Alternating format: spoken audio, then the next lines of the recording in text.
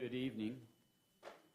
Very grateful to have you here with us this evening. Of course, we've got a lot of people I know with the sort of midpoint of the summer and the holiday weekend and everything. We've got a lot of people I know that are traveling, off vacationing, but we're grateful you have chosen to be with us tonight.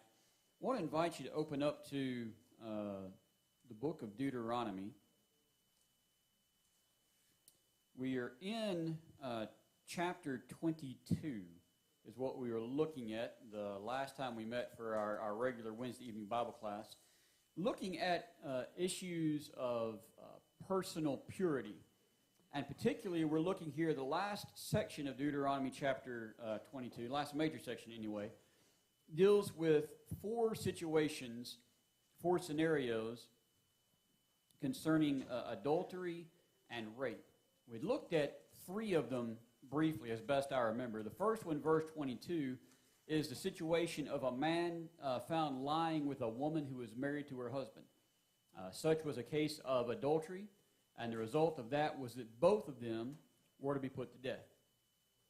The second scenario that the law of Moses lays out, verses 23 and 24, is the situation of a man found laying with a virgin who was betrothed. Now, betrothal, remember, in that day and age was much more serious than our engagement. Typically today, just as an illustration, to break off an engagement, what is required? Really nothing, yeah. And you may not even give the ring back, depending on how amicable it was and everything like that. But in that day and age, for a betrothal to be ended, there was actually a need for essentially a divorce to take place. While the relationship had not been consummated, it was considered done. This was essentially to sleep with a woman who was betrothed, was to sleep with a married woman by their standards. And so this is also then considered adultery. The key thing here is in this first scenario, it occurs in the city. It is assumed here that the woman could have cried for help if she had wanted to, but she didn't, and so it is treated as though she were complicit. And both of them, both the man and the woman, were to be stoned. The third scenario, then, verses 25 and 27, is the same, except here it occurs in the field. The woman could cry out at the top of her lungs. There was no one there to rescue her. And note particularly, and this is significant, verse 25, we are told specifically, if the man find the damsel that is betrothed in the field, and the man force her and lie with her. That the root word there of force, the root Hebrew word, has the basic meaning of to make strong. The idea is that he has overpowered her. She tried to fight him off, but she couldn't. He was stronger. She called out for help, but there was no one there that could rescue her. Then the law of Moses says that in such instances, only the man is to be put to death. There is in the damsel not sin worthy of death. Verse 26. The last scenario, scenario number 4, is the one that is most controversial, and so the one that I want to take a little bit more time to look at. Verse 28 and 29. If a man find a damsel that is a virgin that is not betrothed, so in other words, there is no legal attachment here between her and any other individual, and he lay hold on her and lie with her, and they be found, then the man that lay with her shall give unto the damsel's father 50 shekels of silver, and she shall be his wife, because he hath humbled her. He may not put her away all his days. All right, so this is, like I said, this is the most controversial because of the consequences. There is no call here for capital punishment. The other three all involved a death of stoning, either both the man and the woman, or in the case of a rape out in the field, the man only. But here there is no loss of life. There is a fine, according to verse 29, of 50 shekels. And there is also then, according to verse 29, an ensuing marriage with no possibility of divorce. But what really makes this controversial is, I am convinced, a misunderstanding of exactly the scenario that is being described here. That is, the American Standard renders verse 28 that if a man find a damsel that is a virgin that is not betrothed, and lay hold on her, and lie with her, and they be found. That lay hold on her, that's the controversial part of it. Other translations, the English Standard renders it seizes her and lies with her. So what is that starting to sound like?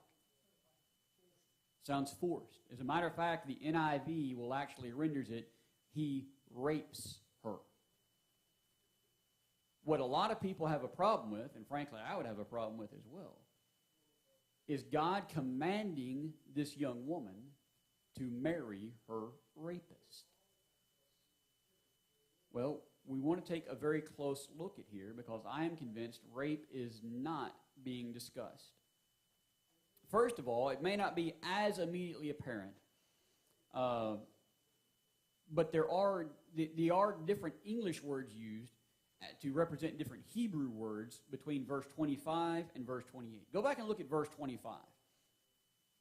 But if a man find the damsel that is betrothed in the field, and the man force her and lie with her.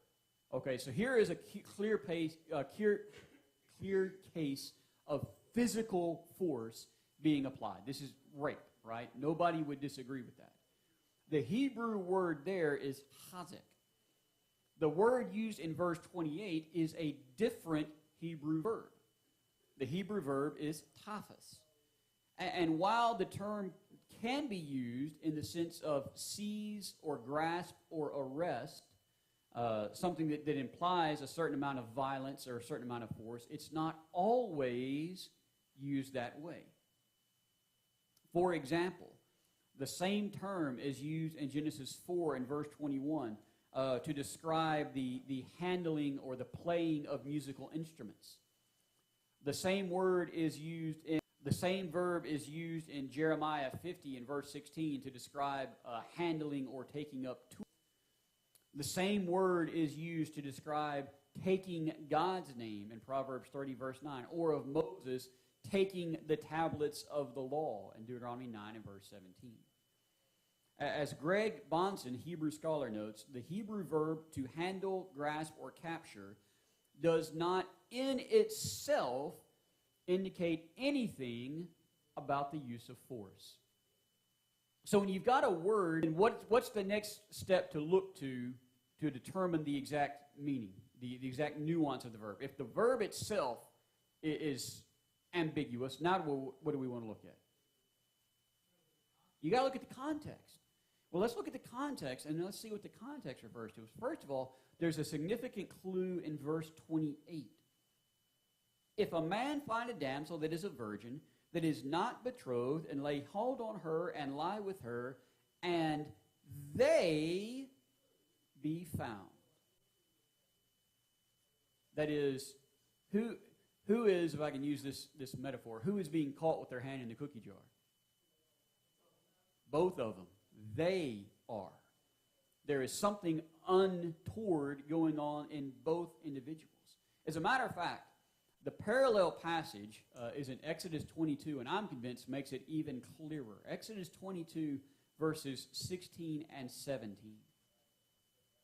There we read, "And if a man entice a virgin that is not betrothed, and lie with her, he shall surely pay a dowry for her to be his wife. And if her father utterly refuse to give her unto him, he shall pay money according to the dowry of virgins." Now notice there, the idea is not one of force, but of persuasion. He enticed her. The American Standard renders it, or a number of other English translations render it, he seduces her. The idea here is essentially you've got consenting people. A young man persuades this young woman to sleep with him. She does so. They're found out. What do? Well, he has humbled this individual, so he is to pay a price, a fine, essentially, to the father. And now notice this also in verse 17 of Exodus 22.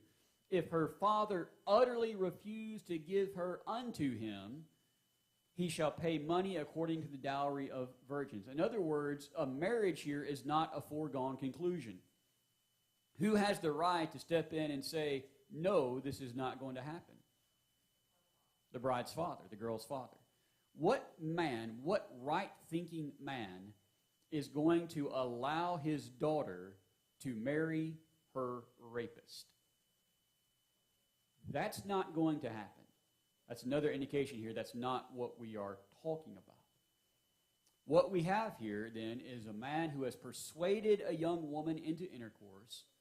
They are found out, and there is a fine, and if the father permits, a permanent marriage. Because, as we read here in Deuteronomy 22 and verse 29, he hath humbled her. Because, again, if this woman does not marry this particular individual in that day and age, what are her prospects for marriage? Not real good. And as a matter of fact, if you go back up and look in this same chapter, we looked back up at verse 13 and following about the situation where a man takes a bride and accuses her of not being a virgin on their wedding night. If that is proven to be the case, what happens to that young woman? She's stoned. So in other words, this woman is potentially open to charges of harlotry and stoning if she marries somebody else. That's the reason why, father permitting, she marries this young man and marries him permanently. Any questions or comments on that? Does that all make sense? Like I said, I wanted to spend a little bit more time on that one because, one, it is a little bit more confusing, and two, because skeptics have made charges against the morality and the inspiration of the Bible because of their, at best, misunderstanding, at worst, willful mishandling of this passage. Oh, yeah.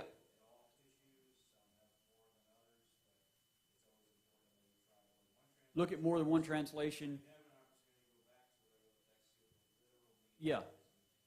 And if you don't know the original languages, which my Hebrew is pretty rough, I'll tell you that. I studied it some, but it's rough.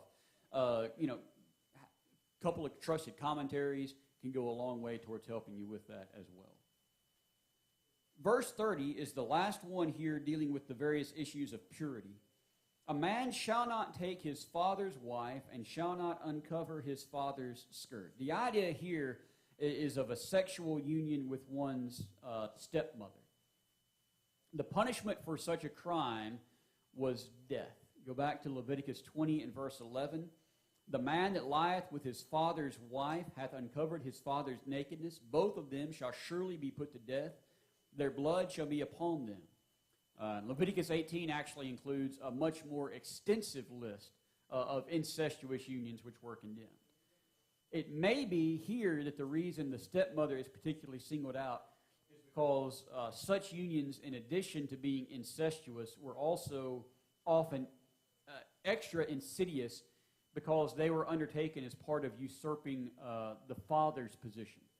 I'll give you an illustration of that. In 2 Samuel chapter 16, when we read about Absalom's rebellion and attempt to take the kingdom from David, David and his entourage have to flee from the city, but he leaves behind 10 concubines to keep, basically to keep his house while he has had to flee for whatever length of time. Do you remember what happened to those 10 concubines? 2 Samuel 16 and verse 22 we read, they spread Absalom a tent upon the top of the house, and Absalom went in unto his father's concubines in the sight of all Israel. He went in and had a sexual union as proof of, I'm now in the place of my father. I have taken over for him. And so that might be the reason that this is given the extra attention here that it is. Coming then into chapter 23, we've got a number of laws discussing who was permitted into the assembly of Jehovah. And what we mean by that in particular is the idea when the congregation comes together at the tabernacle or later the temple for the express purpose of worshiping, who is allowed into that assembly. And this is not saying that these people could not be part of the community. It's not necessarily saying that they could not be part of the worshipers of Jehovah, but they had to do so more afar. We begin, first of all, verse 1, with eunuchs. He that is wounded in the stones or hath his privy member cut off shall not enter into the assembly of Jehovah. Specifically, this is talking about those that were made eunuchs and not those suffering from a birth defect. Remember, Jesus in Matthew 19 describes that there are those who are eunuchs from birth. There are those who have been made eunuchs by men. That is, they've had part of their male organs physically cut from them. It may very well be that this particular prohibition is because of the association of eunuchs with paganism and with idolatry. Although, interestingly, Isaiah is going to prophesy of a time when such distinctions would be done away with entirely. Isaiah chapter 56, verses 4 and 5, Isaiah says, "For thus saith Jehovah, of the eunuchs that keep my Sabbaths and choose the things that please